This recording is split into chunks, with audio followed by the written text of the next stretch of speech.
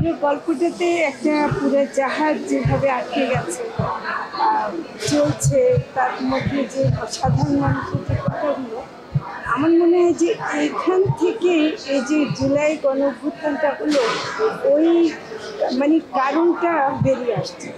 মানে ওই পরিস্থিতি ছিল বলেই তরুণদের মধ্যে এমন একটা আকুতি তৈরি হয়েছিল যে তারা একটা পরিবর্তন চেয়েছে, এবং ওর মধ্যে যেন কারণগুলো সৃষ্টি হচ্ছিল।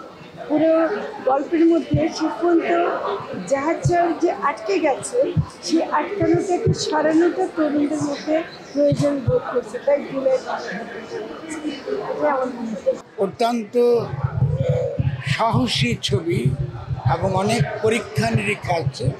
ফলে ছবি সম্পর্কে ভালো কোনো লিখতে হলে, মানে যদি আমি কিছু লিখি, আমি খুব আগ্রহী, আমাকে আরও ভাবতে হবে। আমি মনে করি এর মধ্যে ইমাজিনেশন যেটা, যে আপনি কোনো নায়ক নায়িকা ছাড়া বিভিন্ন চরিত্রগুলোকে এক জায়গায় রেখে এবং সিম্বলিক্যালি একটা এই পুরনো যে জাহাজগুলো আমাদের পুরনো, তার মধ্যে রেখে যেটাকে আপনি তুলে ধরতে চেষ্টা করেছে যেটা সাইমন, এটা আমার কাছে অসম্ভব রকম একটা সাহসী চেষ্টা বলে মনে হয়েছে।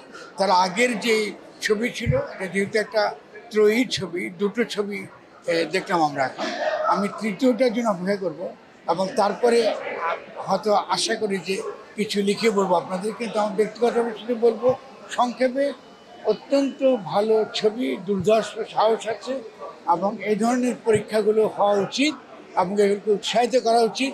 আমার খালি একটাই প্রশ্ন, যে এই ধরনের একটা ছবিকে ছাড়পত্র দিতে এত দেরি হলো কেন, এর একটা ব্যাপার।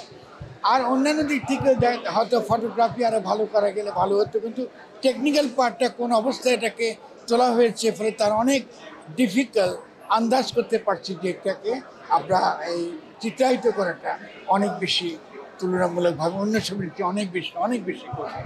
ফলে অনেক সাহস লেগেছে সাইমনের, আমি তাকে ধন্যবাদ জানাই।